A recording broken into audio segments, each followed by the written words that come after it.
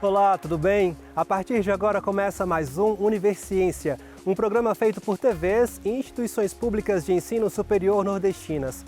Aqui a gente mostra a importância das produções científicas do Nordeste e como elas têm transformado a vida das pessoas. Vamos ver agora quais pesquisas iremos conhecer no programa de hoje.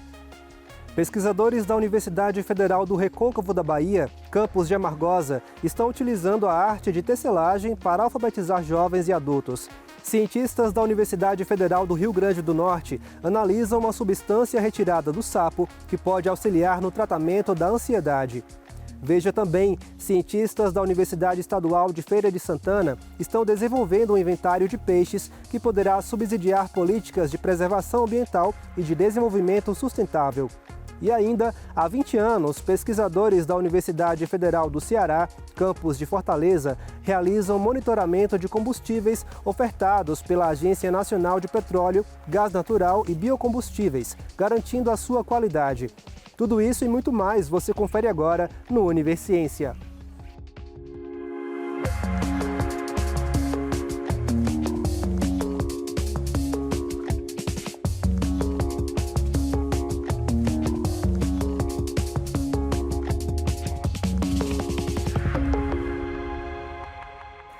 Desde 2008, pesquisadores da Universidade Federal do Recôncavo da Bahia, no campus de Amargosa, utilizam a arte da tecelagem para alfabetizar jovens, adultos e idosos.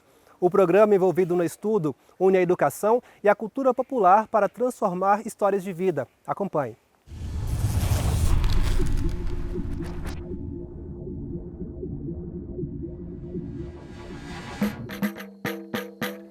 Olha que coisa boa, que coisa maravilhosa, uma universidade federal em Amargosa. Olha que coisa boa, que coisa maravilhosa, uma universidade federal em Amargosa. Senhor Cosme celebra a presença de uma universidade federal em Amargosa, cantando um samba-chula, ritmo tradicional da região. Morador da comunidade do Tamanduá, na zona rural do município, ele acredita que o conhecimento adquirido pela experiência no trabalho no campo é tão importante quanto o saber acadêmico. Na minha história de vida, eu já sou cumprimentado, tenho a honra de dizer, com o programa de extensão.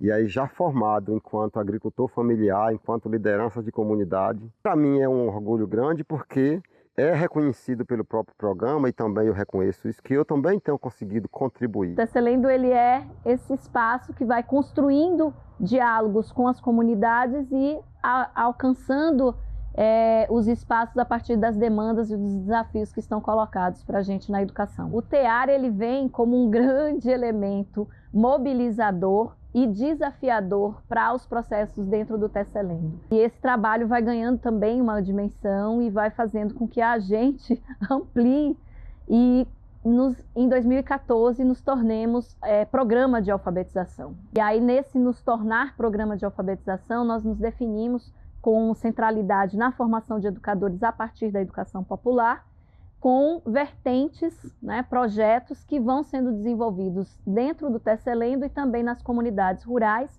e urbano-periféricas. Além dos trabalhos de alfabetização, o programa desenvolve atividades com a juventude, que vão desde a formação política até a preparação para o ingresso na universidade. O Tecelendo também alcança a comunidade através da realização de uma feira, que envolve a participação de agricultoras e agricultores familiares, estimulando a economia solidária.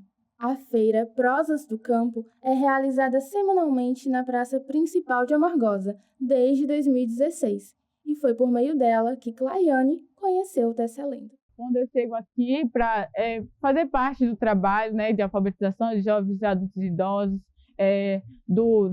das formações que foram tendo, de cursos de tecelagem, de corte e costura, é que eu vou me encontrando e tendo o incentivo também de de adentrar a universidade, para fazer o curso de pedagogia. E aí, quando eu me encontro nesse espaço, eu falo, é aqui que é o meu lugar. Claiane hoje participa do Tecelendo como bolsista de extensão e é educadora popular formada pelo programa. Uma trajetória parecida com a de Íria. Conheci o programa ainda no ano de 2011, ingressando enquanto estudante do curso de pedagogia. e fui de 2011 até 2019 na condição de bolsista e depois voluntária.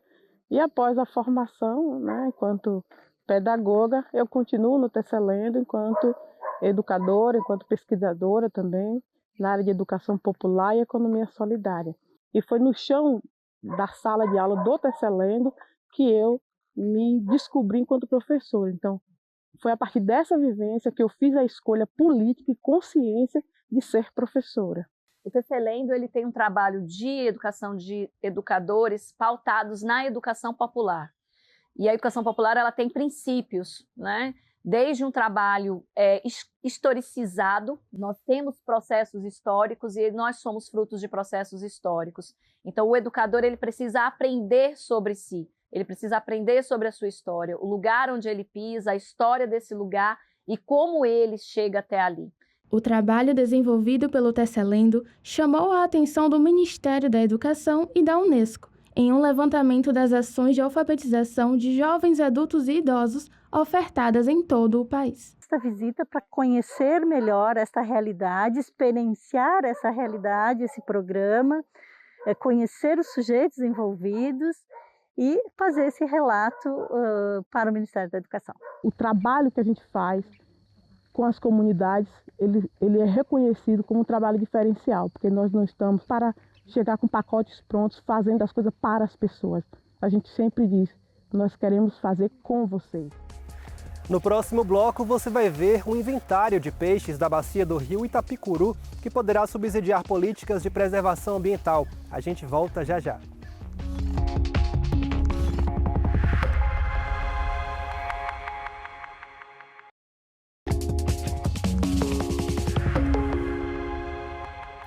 Pesquisadores da Universidade Federal do Rio Grande do Norte analisam a substância psicodélica retirada do sapo, que tem efeito ansiolítico e que pode auxiliar no tratamento da ansiedade. Confira na reportagem.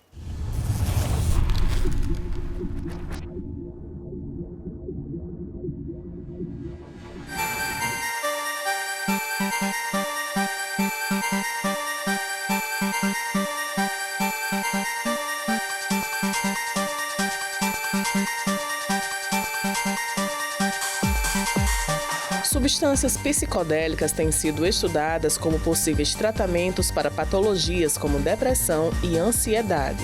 Comuns em muitos rituais religiosos, são utilizados para tratar transtornos mentais e promover o bem-estar. Mas a ciência ainda não compreende completamente como os psicodélicos funcionam.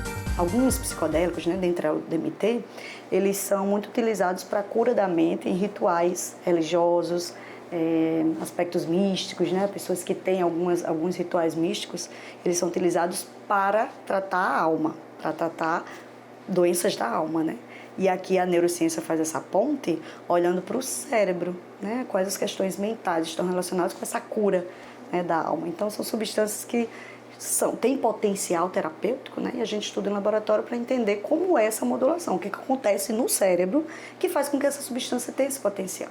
Existe uma carência enorme da gente entender o funcionamento básico dessa substância no neurônio. Se você acredita que a tua consciência, o teu humor, o teu afeto é feito de neurônio, é feito por atividade de neurônios, a gente devia entender como que essa substância age nos neurônios.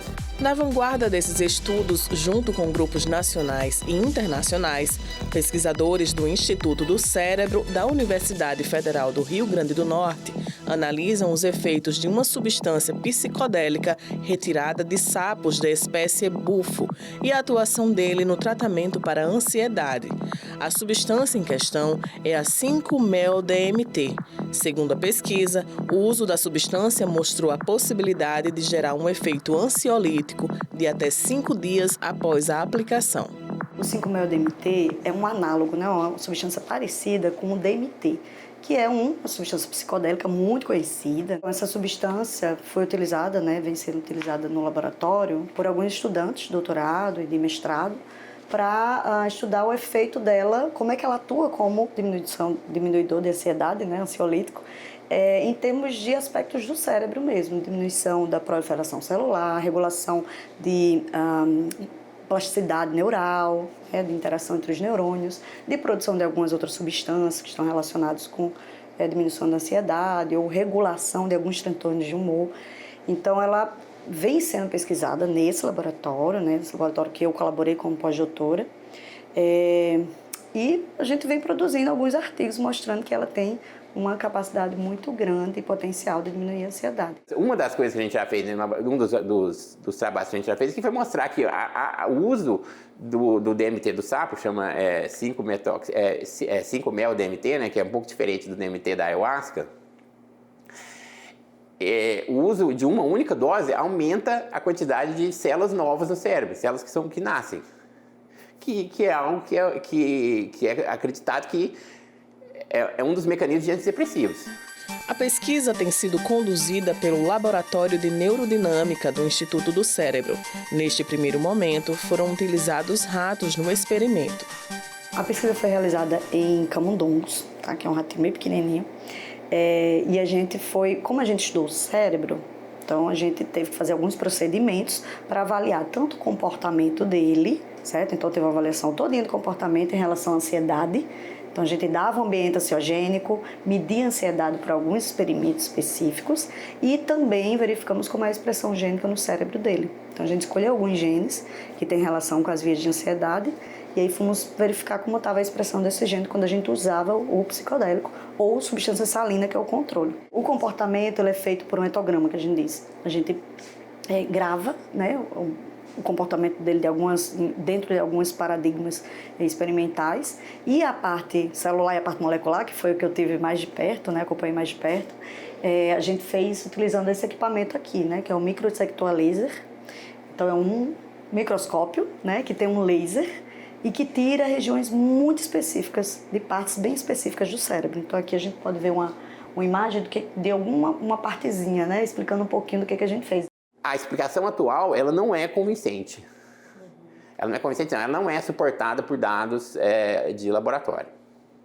Tá? São coisas de suposição.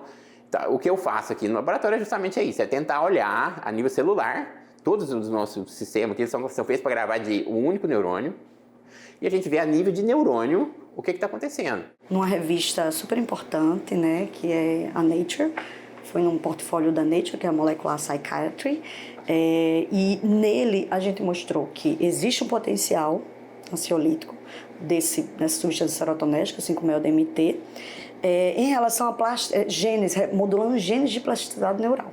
Então a gente pegou alguns genes e mostrou, olha, esses genes realmente são modulados. E quando eles são modulados, diminui a ansiedade. Por quê? Porque o comportamento deles também mostrou isso. Né? E a gente fez outras moléculas também, corticosterona, né? Algumas outras moléculas que têm relação com a ansiedade, e a gente viu uma diminuição. No efeito agudo, com 1 hora, dura até 5 horas, mas o efeito agudo é maior. Então, quer dizer, a ideia é, o 5-mel-DMT, ele atua muito forte na diminuição da ansiedade, nas primeiras horas, né, de uso. E esse foi o achado principal, né, a modulação genética dentro da utilização dessa substância. Normalmente, esses estudos, né, mais biologia básica que a gente diz, a gente pensa sempre num posterior momento, que é a gente ter a farmacologia para gerar um fármaco importante que diminui a ansiedade. Até chegar lá, a gente tem muitos passos. Então, essa aqui é a parte experimental básica com animais. A gente já saiu da parte celular, fomos para animais. Depois dos animais, a gente começa a ter os testes clínicos em humanos. Mas isso demora muito. A gente precisa publicar muita pesquisa básica para entender muito bem como é a atuação dessa substância, para um dia começar os testes clínicos em humanos, aí passa por várias fases, acho que são 4 fases, até chegar a ser uma medicação.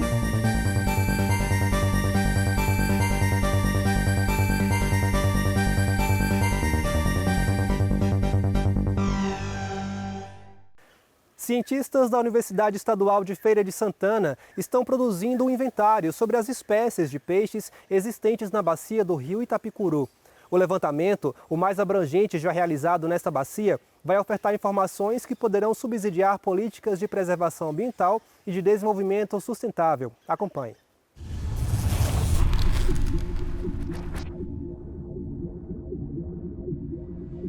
Professores da Universidade Estadual de Feira de Santana estão produzindo um inventário sobre as espécies de peixes existentes na bacia do rio Itapicuru. O levantamento, o mais abrangente já realizado nesta bacia, vai oferecer informações que poderão subsidiar políticas de preservação ambiental e de desenvolvimento sustentável. Os pesquisadores, vinculados ao Laboratório de Ictiologia do Departamento de Ciências Biológicas da UFES, percorreram trechos da bacia do Itapicuru, nos municípios de Caém, Saúde, Capim Grosso e Pindobaçu. Cerca de 50 espécies de peixes, algumas delas supostamente desconhecidas, foram identificadas. O levantamento permitirá identificar espécies de interesse comercial, que podem gerar renda para a região, e também aquelas ameaçadas de extinção. Em setembro, a equipe percorreu trechos do rio Itapicuruaçu, afluente da bacia, no município de Pindobaçu. O professor Alexandre Clistene Santos, do Departamento de Ciências Biológicas da UFES, é um dos coordenadores do projeto. Ele traz detalhes sobre os objetivos do levantamento. A intenção, inicialmente, é conhecer toda a ictiofauna, né, a fauna de peixes da bacia do rio Itapicuru, como você disse. Então a gente vem coletando no alto curso, que é a região das nascentes, que normalmente ela é mais preservada e menos conhecida. A gente coleta também no médio curso, na região de Santa Luz, e também algumas localidades mais no baixo curso da bacia. Então a intenção é conhecer a ictiofauna toda da bacia e tentar relacionar a ictiofauna, os peixes que são encontrados, com a qualidade do ecossistema aquático da região. Essa é a intenção. Na fase de campo, os peixes são coletados com tarrafas e pesca elétrica, utilizando-se um dispositivo que permite a devolução do peixe à natureza após a pesagem e a medição. O professor André Teixeira da Silva, que também coordena o projeto, explica a metodologia empregada no rio Itapicuruaçu. Nesse momento, nós estamos concluindo essa fase de coleta de dados.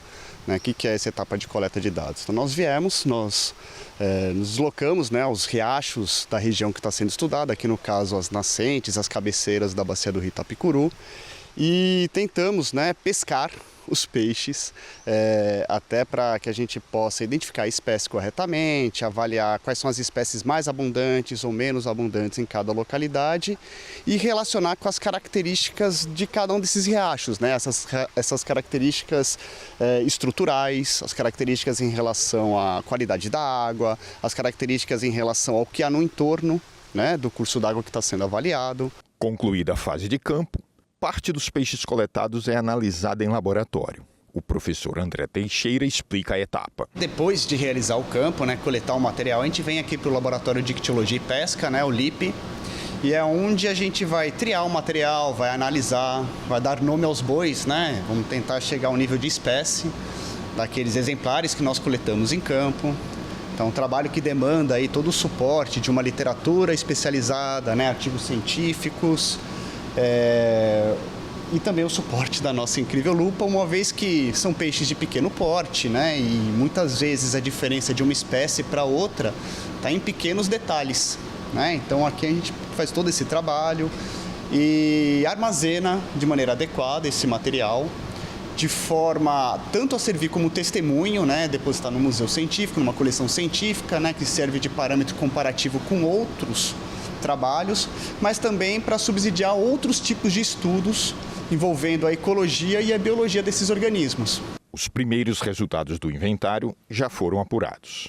O professor Alexandre Clistenes oferece mais detalhes. Até o momento que a gente pode dizer, e que é uma coisa relativamente normal, que a região das nascentes ou do alto curso, ela costuma ser mais conservada. Então lá a gente tem condições de qualidade de água melhor, uma diversidade bem interessante em relação à fauna de peixe. Na medida que você vai descendo e também a utilização da água, isso influencia bastante na qualidade, a tendência é uma diminuição dessa qualidade do ecossistema aquático.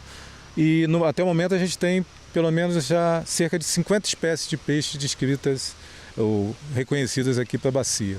Ele também destaca a contribuição do trabalho para a aferição da qualidade ambiental da água na subbacia do Itapicuru. A gente quer trabalhar com conservação. Na medida em que você conserva a qualidade do ecossistema aquático, você consegue garantir que os serviços, que são, digamos, a gente chama de serviços ecossistêmicos, que são utilizados pela comunidade, principalmente em relação à qualidade e também à quantidade de água. A gente vê que aqui perto tem uma barragem e se essas nascentes não estão em boa qualidade, o que pode acontecer? Uma diminuição dessa disponibilidade de água e, consequentemente, esses usos da água, que muitas vezes são mal feitos, inclusive, podem perder a sua eficiência. O inventário servirá de base para novos estudos, que investigarão detalhes da ictiofauna da bacia do Itapicuru. É o caso do trabalho da doutoranda em Ecologia pela Universidade Federal da Bahia, Charlene Rodrigues. O meu trabalho ele tem como objetivo observar a influência do uso dos solos na diversidade funcional dos peixes, na composição dos peixes dos riachos.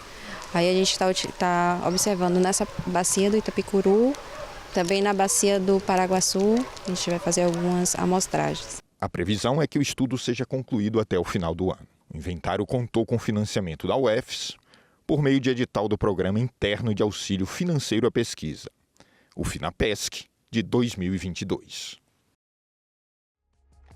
No próximo bloco, você vai conhecer um estudo que analisa os combustíveis ofertados pela Agência Nacional de Petróleo, Gás Natural e Biocombustíveis. A gente volta já.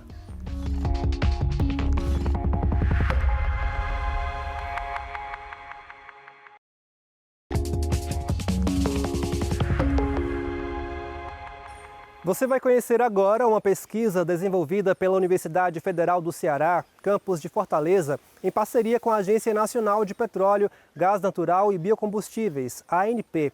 Há mais de 20 anos, o estudo busca analisar e garantir a qualidade dos combustíveis utilizados pelos veículos do Estado. Acompanhe.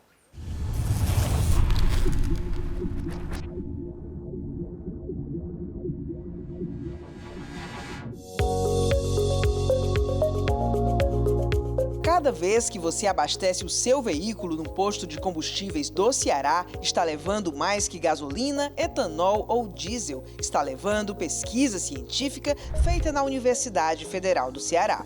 Há mais de 20 anos, os pesquisadores do Laboratório de Combustíveis e Lubrificantes do Departamento de Engenharia Química da UFC realizam um monitoramento da qualidade dos combustíveis em parceria com a Agência Nacional de Petróleo, Gás Natural e Biocombustíveis, ANP. Com uma equipe composta por 4 estudantes, 4 técnicos, 8 professores e um motorista, eles coletam amostras de combustíveis em postos de todo o Ceará. Cada oferente desse é um posto. Então a gente divide o estado todo em regiões. Todo mês a gente cobre todo o estado. A gente faz uma amostragem de cada região dessa para ter uma amostragem bem homogênea do monitoramento dos combustíveis. Uma coisa tão importante assim, não só para nós aqui que a gente faz esse trabalho, mas para as pessoas que vão consumir esse combustível nos seus carros e tudo mais. O consumidor ele paga por um produto que já é caro, e ele merece o melhor produto para o seu carro, para sua moto, justamente para ajudar na durabilidade do seu veículo. De acordo com os pesquisadores, o projeto já ajudou a diminuir o índice de adulterações de combustíveis no estado do Ceará. Antes da existência desse programa, o índice de não conformidade, ou seja, aquele índice que mostra a quantidade dos postos que eram coletados para ter combustível fora da conformidade, ou seja, combustível que tem um potencial de ter sido adulterado, era um número maior do que 20%, ou seja, era como se a cada 5 postos, um tivesse problema devido a algum efeito de não conformidade. Hoje, nós temos percentuais abaixo de 1% de não conformidade. Quando os pesquisadores encontram alguma amostra de combustível adulterado ou contaminado, a Agência Nacional de Petróleo, Gás Natural e Biocombustíveis, ANP, é comunicada com urgência, gerando assim uma ação de fiscalização. A partir dos resultados do monitoramento feito na UFC, a cada 3 meses, a Agência Nacional de Petróleo divulga um relatório com as informações sobre os combustíveis.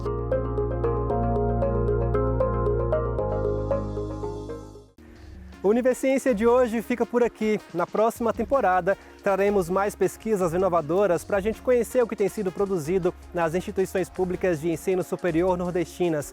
Caso tenha alguma dúvida ou sugestão, envie um e-mail para universiencia@uesb.edu.br. Obrigado pela sua companhia e até mais.